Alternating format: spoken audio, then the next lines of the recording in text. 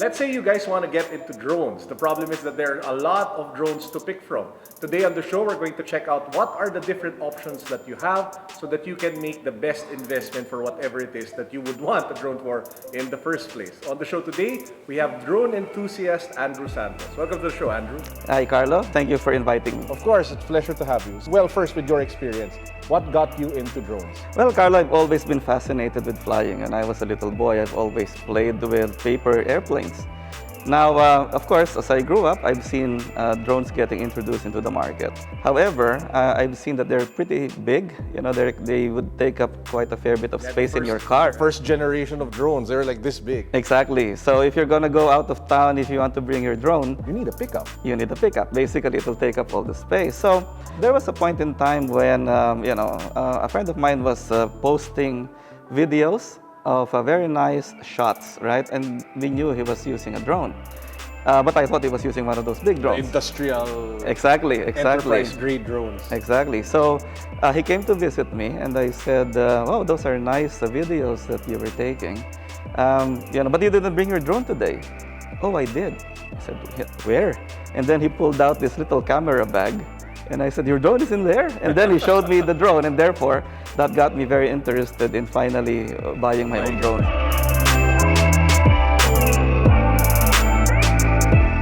Now, I'm sure a lot of the viewers are interested in drones, but they don't know which drone to buy. Okay. Because there have just been a slew of drones and brands that have come out in the past few months. These are all his, by the way. So maybe we can talk about some of the drones that you have and what are the reasons why somebody would get them. This was actually my first drone. This is similar to the drone of my friend. And actually, if you look at it, it looks big now, but if you fold it, you'll find out that it's really small, right? So you can easily carry it around. So if you're a person who actually likes to take videos and what have you, this would be a good drone because the camera is actually 4K. If you take still shots, I believe it's 13 megapixel. And the camera also has a 3 gimbal axis.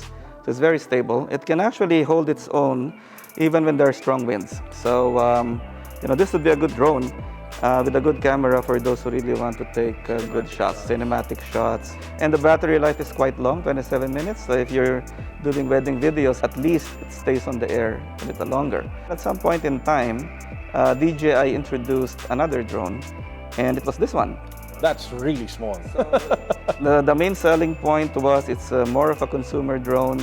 Yeah, you can even play Luke Skywalker. This is called the Spark? The Spark. It's called the Spark. So you can actually do hand gestures and it would follow you around. It can also be stable in the air, but the main drawback is the battery life is shorter, of course, because the battery is smaller. What flight time approximately? Yep, this one can do about, I think, 27 minutes with no wind. So normally you'll probably get, in reality, 23. Stronger winds means lower Less battery life Ah. because it tends to fight the wind on its own to keep itself stable. So it exerts, it's intelligent enough that Oh, it it is, exerts it is. more power so that it stays in. Yes, and the beauty about these drones, they're very easy to fly actually. Once they take off, they hover on their own. They have programming to allow them to do that. It's a lot cheaper than this one, so if you're just looking for a drone that you want to play with, to start with, this would be a very good drone.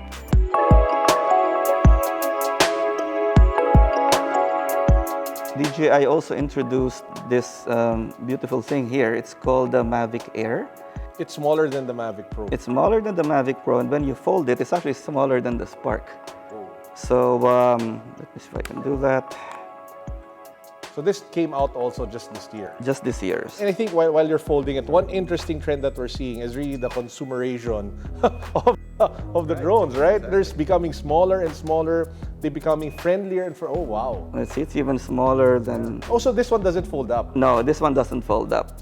All right, so this one folds up. So this one has sensors at the bottom, in front, also at the back. So if you reverse it and there's an obstacle, It will stop itself. it will stop itself if the obstacle system is on. So 4K camera, very light. This is one of my favorite.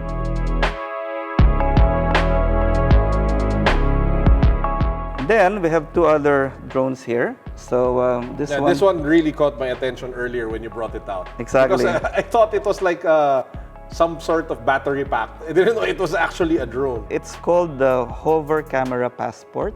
What you just do is of course, take it out, and then you open the flaps, and you basically power it on. And even, you just set it up initially with your phone, and even without the phone, it's supposed to be able to fly. And the main selling point is that it actually follows you, and it's like you're a personal photographer. It's very safe. You can see all the propellers are actually housed in this very strong material, and it's very light as well. Now, battery life is one of the shortest, about 10 minutes. But it follows you. Make sure that you're also looking at it, because it might have run out of battery already.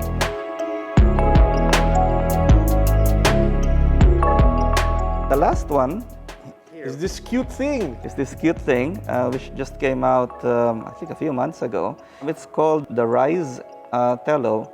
This one uses Intel processors, so they put it prominently on the box.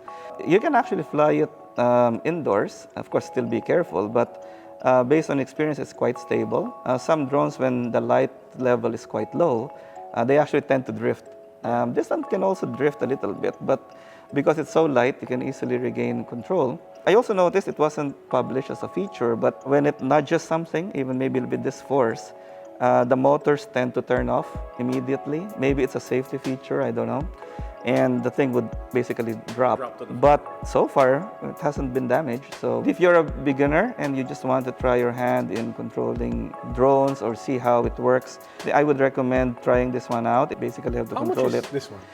This one is about 6,000 pesos. Oh, so it's the friendliest price range among all the drones that we Yes, have. or even the on-screen control of this one, they made it really nice. So even if you're not looking, as long as your thumb makes contact with the screen, the center of the joystick would move to your thumb. Then you would be able to still... So it's like a smart screen remote control. Exactly. So it's really well made.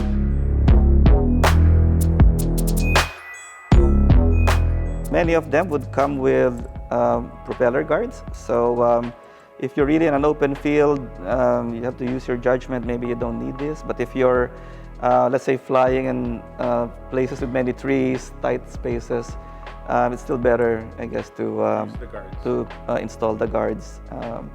Also, keep yourself safe. Now, speaking of keeping yourself safe and people around you safe, would you have any tips, for example, for people who are just about to get into drones? You really have to make sure that you know the laws, the rules and regulations in the country that you intend to fly in. It's different per country. Yes. So yes. it's different in the Philippines versus different in the Yes. US. It's stuff like that. Don't assume that, let's say you study the rules and regulations here, that you can go to another country and it'll be the same, and it will be the same. You really have to study.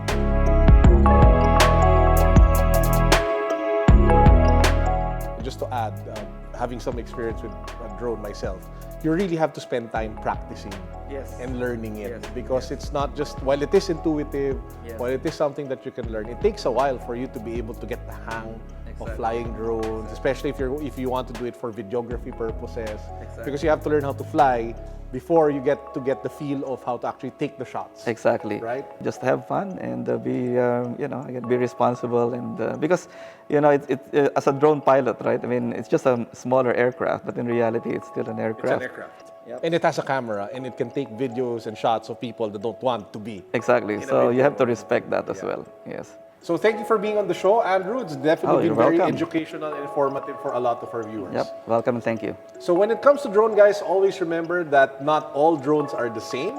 And if you have a particular need, what's best is that you research first.